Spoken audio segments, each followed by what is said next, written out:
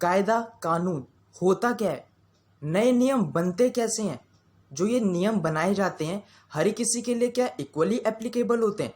तो आज की वीडियो लेसन में हम इन सारी चीज़ों के बारे में चर्चा करेंगे। हम बात कर रहे हैं class 8 civics chapter number 4 understanding laws के बारे में। तो चलिए फ्रेंड्स, देखते हैं कि आज की वीडियो लेसन में हमें क्या सीखने को मिलता है। तो सबसे पहले चैप्टर का सर्वे, जो कि हमें ये बताएगा कि आज की वीडियो लेसन में और इस चैप्टर में हम क्या सीखने वाले हैं। तो सबसे पहले हम लॉज के कंसेप्ट के बारे में जानकारी लेंगे। इसके अलावा हम ये भी जानेंगे कि जो ये नियम बनाए जाते हैं क्या ये हर किसी के लिए इक्वली एप्लीकेबल है। इतना ही नहीं, हम ये भी जानेंगे कि नए नियम कायदे कानून बनाने का प्रोसीजर क्या है। इतना ही नहीं, हम ये भी जानेंगे कि कभी ऐसी भी सिचुएशन आ जाती है कि कुछ ऐसे लॉज पास कर दिए जाते हैं जो कि संविधान के प्रिंसिपल के अकॉर्डिंग तो होते हैं, लेकिन लोगों को वो राज नहीं आते हैं, लोगों को वो पसंद नहीं आते हैं। तो चलिए फ्रेंड्स, देखते हैं कि लॉज का कंसेप्ट क्या है। तो लॉज वो लक्ष्मण रेखा है जो कि भगवान लक्ष्मण ने माता सीता के लिए खींची थी। ठीक इसी प्रकार से पार्लियामेंट हमारे लिए लक्ष्मण का काम कर रहा है, यानी कि पार्लियामेंट हमारे लिए वो लक्ष्मण रेखा खींचती है जिसे हमें उसका उल्लंघन नहीं करना है। अगर हम उस लक्ष्मण रेखा का उल्लंघन करेंगे तो जैसे माता सीता को फाइन पे करना पड़ा था, ठीक इसी तरीके से हमें भी फाइन पे करना पड़ता है। तो इस तरीके से कोई भी नियम हमारे ऊपर कुछ लिमिट को सेट करता है। उदाहरण के तौर पर अगर किसी लड़के या लड़के की शादी करनी है तो उसके लिए भी हमारे संविधान में कुछ लॉज हैं, नियम है कि इनकी इतनी उम्र पर ही आप शादी कर सकते हो। इसके अलावा अगर किसी पर्सन को वोट लेने का अधिकार चाहिए तो उसकी भी उम्र है। अगर आपकी 18 साल या 18 साल से ऊपर उम्र होगी तभी आप वोट दे पाओगे, अन्यथा नहीं। इसके अलावा अगर आपको प्रॉपर्टी को सेल करना है या फिर खरीदना है तो इसके लिए भी कुछ नियम होते हैं, कुछ प्रोसीजर्स होते हैं। अब ये नियम कहाँ बनाए जाते हैं? ये नियम बनाए जाते हैं पार्लियामेंट में, संसद में बनाए जाते हैं ये लॉज। अब हम बात करेंगे कि जो ये नियम पार्लियामेंट के द्वारा बनाए जाते हैं कि क्या ये नियम हर किसी के ऊपर इक्वली एप्लीकेबल होते हैं। तो इसका आंसर है जी हाँ। ये जो नियम पार्लियामेंट में बनाए जाते हैं हर किसी के लिए इक्वली एप्लीकेबल होते हैं। कोई भी इन लॉज को लेकर किसी के साथ डिस्क्रिमिनेट नहीं कर सकता है रिलीजन, कास्ट और जेंडर को लेकर। रूल ऑफ लॉ कहता है कि कंट्री का कोई भी सिटीजन हो, इंडिया का कोई भी सिटीजन हो, कोई भी लॉ से ऊपर नहीं है, कोई भी इन नियम से ऊपर नहीं है। चाहे वो गवर्नमेंट ऑफिशियल हो, चाहे वो कोई अमीर आदमी क्यों ना हो, चाहे वो कोई देश का प्रेसिडेंट ही क्यों ना हो, हर कोई नियम के नीचे है, हर किसी को नियम का पालन करना पड़ेगा। अगर कोई इन नियम का पालन नहीं करेगा तो उसे एक क्राइम के रूप में माना जाएगा, जिसके चलते उसे पनिशमेंट दी जाएगी। लेकिन हमेशा क्या ऐसी सिचुएशन थी? तो हमेशा ऐसी सिचुएशन नहीं थी। एंशियंट टाइम में जो लोगों को पनिशमेंट दी जाती थी वो वेरी किया करती थी कास्ट बैकग्राउंड के अकॉर्डिंग, यानी कि अगर आप नीचे कास्ट से बिलोंग करते हो तो जो आपको पनिशमेंट दी जाती थी अपर कास्ट के मुकाबले वो बहुत दयनीय थी, इंसानियत के बिल्कुल परे थी। लेकिन धीरे धीरे ये सिचुएशन चेंज होने लगी कॉलोनियल पीरियड के दौरान। ऐसा माना जाता है कि ये ब्रिटिश कॉलोनियस्ट ही थे, यानी कि ब्रिटिश के लोग ही थे जिन्होंने इंडिया में रूल ऑफ लॉ को इंट्रोड्यूस किया।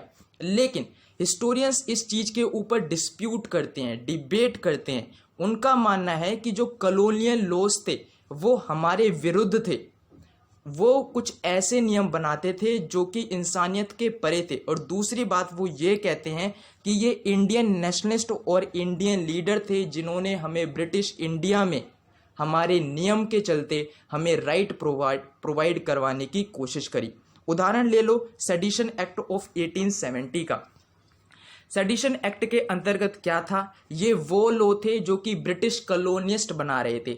सेडिशन एक्ट के अंतर्गत क्या था? अगर कोई भी इंडियन ब्रिटिश गवर्नमेंट की पॉलिसीज का प्रोटेस्ट कर रहा है, उन्हें क्रिटिसाइज कर रहा है, तो ब्रिटिश गवर्नमेंट उन्हें अरेस्ट कर लिया करती थी और उन्हें उनकी बेगुनाही का सबूत पेश करने के लिए भी कोई मौका नहीं दिया करती थी। दूसरा एग्जाम्पल है रोलेट एक्ट। रोलेट एक्ट के अंतर्गत क्या होता था, इंडियंस लोगों को बिना किसी रीज़न के जेल में गिर दिया जाता था और इस समय भी इन्हें कोई भी मौका नहीं दिया जाता था कि ये अपने बेगुनाही का सबूत पेश कर पाएं, जिसके चलते ऐसे बहुत से लीडर थे जिन्होंने इस चीज़ का प्रोटेस्ट करा। उसमें से महात्मा गांधी जी भी थे, लेकिन उसके बावजूद भी ये रोलेट एक्ट 10 मार्च 1919 को इफेक्ट में आ गया, जिसके चलते पंजाब में लोग इसे प्रोटेस्ट करने लग गए और इस प्रोटेस्ट के चलते अप्रैल 10 को 2 लीडर सत्यपाल और डॉक्टर सैफुद्दीन कुचले को अरेस्ट कर लिया गया। अब इनके अरेस्ट में लोगों ने और प्रोटेस्ट करना शुरू कर दिया। कहां पर? अमृतसर में जलियांवाला बाग में 13 अप्रैल को उन्होंने यहां पर पब्लिक मीटिंग हेल्ड करी और इसी बीच यहां पर आ गए जनरल डायर यहां पर अपनी आर्मी के साथ आ गए और उन्होंने बिना किसी वार्निंग के अपनी आर्मी की मदद से इस भारी भीड़ पर गोलियों की बरसात कर दी, जिसके चलते यहाँ पर हजारों की तादाद में लोगों को मारा गया, जिसमें बच्चे साथ ही साथ महिला भी जमा थी। हमारे जो इंडियन नेशनलिस्ट हैं वो अब धीरे धीरे इनकी पॉलिसीज़ को और इनके लॉस को प्रोटेस्ट करने लग गए, क्रिटिसाइज करने लग गए। वो ग्रेटर इक्वालिटी की डिमांड करने लग गए और 19th सेंचुरी में इंडिया में कुछ ऐसे लीगल प्रोफेशन जैसे कि लॉयर और एडवोकेट इमर्ज हुए और जो लोग लॉयर और एडवोकेट को प्रोफेस करते थे, इस चीज़ों का काम करते थे, उन्होंने अब नियम, कायदे, कानून और लॉ का इस्तेमाल किया, जिसके चलते ये इंडियंस लोगों को उनके राइट प्रोवाइड करवा सकें। हमारे जो इंडियन जजेस हैं उन्होंने डिसीजन मेकिंग में अपना एक इम्पोर्टेंट योगदान दिया। हर साल हमारे जो रिप्रेजेंटेटिव्स होते हैं वो नए लॉ को पास करते हैं और पुराने लॉज को रिवाइज करते हैं सिचुएशन के अकॉर्डिंग। उदाहरण के तौर पर Hindu succession amendment act of 2005, इस एक्ट से पहले क्या था? इस एक्ट से पहले जो फादर की प्रॉपर्टी हुआ करती थी वो उसके बेटों के बीच में ही डिस्ट्रीब्यूट किया जाया करती थी, लेकिन जब इस चीज़ का प्रोटेस्ट हुआ तब Hindu succession amendment act of 2005 पास हुआ।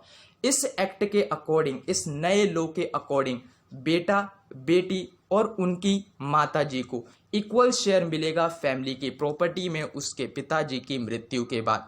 इसी तरीके से ऐसे बहुत सारे नियम्स हैं जिसके चलते पोल्यूशन कंट्रोल हो सके, साथ ही साथ लोगों को रोजगार भी मिल सके।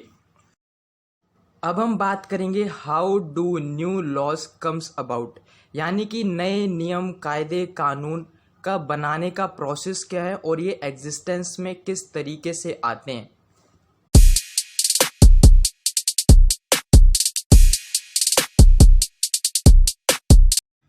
तो अब हम जानेंगे कि पार्लियामेंट में लॉ मेकिंग प्रोसीजर क्या होता है। जब भी कोई नया नियम, कायदा, कानून बनाया जाता है तो उसको बनाने का प्रोसेस क्या होता है। तो किसी भी नए लॉ की शुरुआत होती है एक बिल से, और उस बिल की शुरुआत होती है कुछ इंडिविजुअल और कम्युनिटी की डिमांड से। मान लो कि कुछ कम्युनिटी की डिमांड है और वो अपनी डिमांड को फुलफिल करने के लिए पब्लिक प्रोटेस्ट कर रही है, धरना कर रही है, रैलीज निकाल रही है, जिसके चलते उनकी गुहार गवर्नमेंट तक पहुंच पाए और गवर्नमेंट उनके लिए कोई सॉल्यूशन को निकाल पाए। अब मान लो कि इनकी डिमांड कुछ मिनिस्टर या फिर किसी प्राइवेट मेंबर के कानों में पड़ जाती हैं, तो वो क्या करेंगे? वो एक वाइट शीट पेपर पर इनकी सारी डिमांडों को लिख लेंगे, जिसे हम बिल बोलते हैं, और इस बिल में इनकी डिमांड, इनकी प्रॉब्लम की सारी इंफॉर्मेशन होगी। अब बात आती है इस बिल की इंट्रोडक्शन की पार्लियामेंट में। तो अगर ये बिल किसी मिनिस्टर के द्वारा पार्लियामेंट में पेश किया जाता है तो उसे हम गवर्नमेंट बिल बोलते हैं। वहीं अगर कोई प्राइवेट मेंबर इस बिल को इंट्रोड्यूस करता है तो उसे हम प्राइवेट मेंबर बिल बोलते हैं। लेकिन अभी हमारा मैटर ऑफ कंसर्न ये नहीं है। मान लो कि कोई ऑर्डिनरी बिल है, तो अगर ऑर्डिनरी बिल है तो वो किसी भी हाउस में इंट्रोड्यूस किया जा सकता है, लेकिन अगर वो मनी बिल है तो मनी बिल में सिर्फ लोकसभा में ही उसे इंट्रोड्यूस किया जा सकता है। राज्यसभा का उससे कुछ भी लेन देन नहीं होता है। मान लो कि ऑर्डिनरी बिल इंट्रोड्यूस कर दिया गया किसी भी हाउस में। अब जो हाउस है इसे कमेटी के पास भी भेज सकता है या फिर खुद डिस्कशन कर सकता है। मान लो कि इसे कमेटी के पास भेज दिया गया, तो कमेटी क्या करेगी? कमेटी सारी सिचुएशन को एनालाइज करेगी, उसे जांचेगी, उसे परखेगी और देखेगी कि अगर ये बिल लॉ में तब्दील हो गया तो क्या लोगों को सॉल्यूशन मिल पाएगा। अगर उसे लगता है कि अगर ये बिल लॉ में तब्दील हो जाएगा तो लोगों की प्रॉब्लम का सॉल्यूशन मिल पाएगा, तो ये कमेटी एक रिपोर्ट देती है और ये रिपोर्ट किसी भी हाउस को दी जा सकती है। फॉर एग्जाम्पल मान लेते हैं कि रिपोर्ट राज्यसभा को दे दी। अब जो राज्यसभा है इसे एक्सेप्ट भी कर सकता है और रिजेक्ट भी कर सकता है। मान लो कि राज्यसभा ने इसकी रिपोर्ट को एक्सेप्ट कर लिया। इसकी रिपोर्ट को एक्सेप्ट करने के बाद अब राज्यसभा में ये बिल 3 प्रोसीजर से होकर गुजरेगा। First reading, second reading, third reading. First reading में बिल को इंट्रोड्यूस किया जाएगा, उसकी हेडिंग और मेन पॉइंट के ऊपर चर्चा होगी। सेकंड रीडिंग में उसके हर एक सेंटेंस पर डिटेल डिस्कशन और डिबेट होगी। थर्ड रीडिंग पर फाइनली बिल पर वोटिंग होगी। उदाहरण के तौर पर राज्यसभा में 250 मेंबर हैं, तो इन 250 मेंबर में से 50+1 यानी कि 126 लोगों का सपोर्ट चाहिए होगा राज्यसभा में अगर इस बिल को पास करना है। तो मान लो कि ये बिल राज्यसभा में पास हो गया, तो राज्यसभा के पास होने के बाद ये बिल जाएगा लोकसभा में। अब लोकसभा इसे एक्सेप्ट भी कर सकता है और इसमें रिकमेंडेशन को भी सजेस्ट कर सकता है। मान लो कि लोकसभा ने इसे एक्सेप्ट कर लिया। अब लोकसभा ने इसको एक्सेप्ट कर लिया, दोबारा से वही प्रोसीजर रिपीट होंगे। First reading, second reading, third reading. First reading में बिल को इंट्रोड्यूस किया जाएगा, उसकी हेडिंग और मेन पॉइंट पर बात होगी। सेकंड रीडिंग में उसके हर एक सेंटेंस पर डिटेल डिस्कशन, डिबेट होगी। थर्ड रीडिंग में फाइनली बिल पर वोटिंग होगी। मान लो कि अब लोकसभा में भी इस बिल को सिंपल मेजोरिटी से पास कर दिया गया, यानी कि 50%+1 लोगों का यहाँ पर सपोर्ट मिल गया, तो अब इसे प्रेसिडेंट के पास भेज दिया जाएगा। लेकिन कभी ऐसी भी सिचुएशन आ जाती है कि दोनों हाउसेस की जॉइंट मीटिंग को बुलाना पड़ता है। अगर इस जॉइंट मीटिंग के बाद ये बिल पास हो जाता है तो ये बिल जॉइंट मीटिंग से भी होकर प्रेसिडेंट के पास जा सकता है या फिर किसी भी लोकसभा से भी ये बिल पास होकर प्रेसिडेंट के पास जा सकता है। अब ये प्रेसिडेंट के ऊपर डिपेंड करता है कि वो इस बिल को एक्सेप्ट भी कर सकते हैं या फिर रिकमेंडेशन को भी सजेस्ट कर सकते हैं कि इसमें कुछ सुधार करो।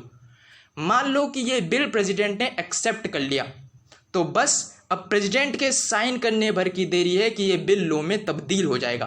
तो इस तरीके से पार्लियामेंट में नए नियम, कायदे, कानून बनाए जाते हैं। तो इस तरीके से हम देख रहे हैं कि सिटीजन का रोल और उनकी आवाज़ एक इम्पॉर्टेंट रोल प्ले करती है किसी भी नए लॉ को पास करवाने में। उनकी आवाज़ को सुना जा सकता है TV report, newspaper editorial, radio broadcast और लोकल मीटिंग के थ्रू। हिस्ट्री में ऐसे बहुत से एग्जाम्पल हैं जो कि बताते हैं कि जब भी अनजस्ट लॉ पास हुए हैं तो कुछ लोग और कम्युनिटी ने अपना इम्पॉर्टेंट रोल निभाया है उस लॉ को नीचा दिखाने में, उस लॉ को हटाने में। उदाहरण ले लो रोज़ा पार्क्स का। रोज़ा पार्क्स जो कि एक अफ्रीकन अमेरिकन वुमेन थी और जब ऑफिस में काम कर कर वो थक गई थी तो वो बस की सीट पर जाकर बैठ जाती हैं। उस समय अफ्रीकन अमेरिकन्स को बस में बैठने की कोई अनुमति नहीं थी अगर कोई वाइट पर्सन सीट के लिए खड़ा है। तो जब रोज़ा पार्क्स बस की सीट पर जाकर बैठ गई, इसी दौरान एक वाइट पर्सन उनके सामने आ खड़ा हुआ और उन्हें उनकी सीट से खड़े होने के लिए आदेश देने लगा। लेकिन रोज़ा पार्क्स ने अपनी सीट से खड़े होने के लिए मना कर दिया 1 दिसंबर 1955 में। ऐसा उन्होंने क्यों करा? तो ऐसा उन्होंने इसलिए करा क्योंकि उस समय अमेरिका में अफ्रीकन अमेरिकन के साथ बहुत बुरा व्यवहार हुआ करता था, सेपरेशन हुआ करता था रेसेस के बेसिस पर। वाइट और ब्लैक के बीच में ये डिफरेंस क्रिएट हो गया था यूएसए में, जिसमें अफ्रीकन अमेरिकन के लिए बहुत बुरी सिचुएशन क्रिएट हो गई थी। उन्हें इंसानियत के परे ऐसा व्यवहार किया जाता था, जिसके चलते रोज़ा पार्क्स ने अब इस चीज़ का प्रोटेस्ट करना ही सही समझा, जिसके चलते उनका जो ये रेफ्यूज़ल था इस रेफ्यूज़ल के चलते सिविल राइट मूवमेंट पास हुआ, सिविल राइट मूवमेंट चला और इस सिविल राइट मूवमेंट के चलते सिविल राइट एक्ट 1964 पास किया गया, जिसके चलते यूएसए में डिस्क्रिमिनेशन जो हुआ करती थी रेस, रिलीजन और नेशनल ओरिजिन के बेसिस पर वो खत्म हो गई। तो इस तरीके से हम देख रहे हैं कि सिटीज़न का रोल एक इम्पॉर्टेंट रोल प्ले करता है किसी भी नए नियम, कायदे, कानून को बनाने में। अब हम बात करेंगे कुछ अनपॉपुलर और कंट्रोवर्शियल लॉज की।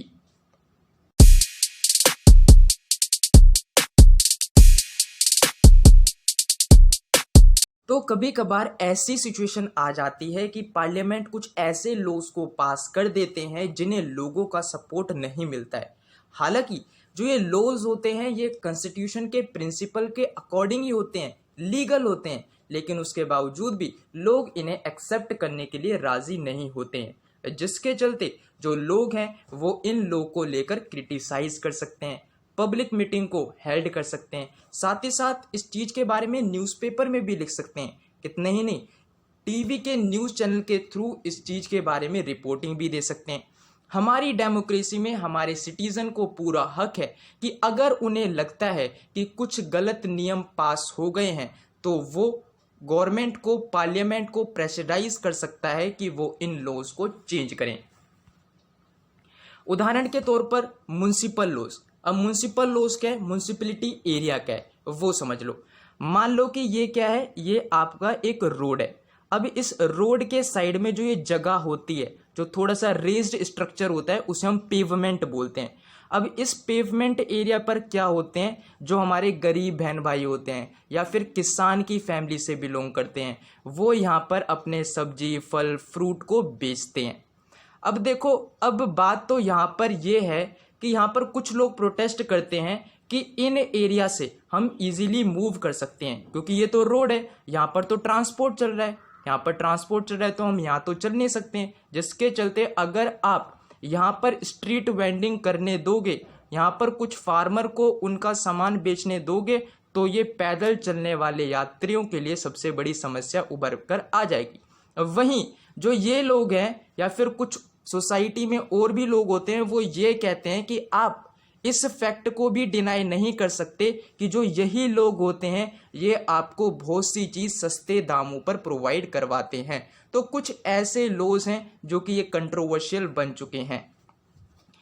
अगर मान लो कि अगर उन फार्मर बहन भाइयों को जो कि अपने सब्जी, फल, फ्रूट या फिर कोई भी छोटा मोटा सामान बेच रहे हैं, अगर उन्हें वहाँ से हटा दिया जाए तो उनसे उनका कमाने का जरिया छीन लिया जाएगा।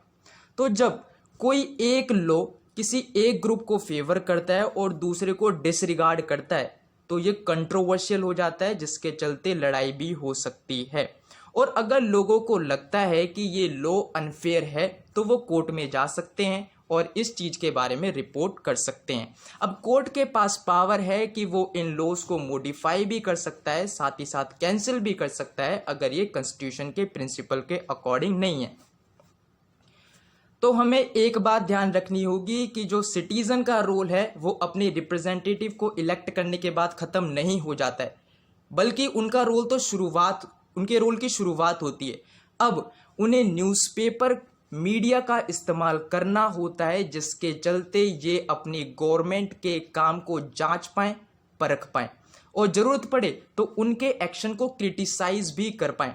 तो इस तरीके से हम देख रहे हैं कि ये लोगों का इन्वॉल्वमेंट ही होता है, उनका उत्साह ही होता है, जिसके चलते पार्लियामेंट और उसके रिप्रेजेंटेटिव अच्छी तरीके से फंक्शन करते हैं। तो फ्रेंड्स, इस तरीके से हमारा ये चैप्टर कंप्लीट होता है। अगर आपको ये वीडियो लेसन पसंद आया हो तो प्लीज़ इस चैनल को सब्सक्राइब कीजिए, जिसके चलते आपको सारी वीडियो रिलेटेड अपडेट इस यूट्यूब चैनल से मिलती रहेगी। Till then take care and bye bye.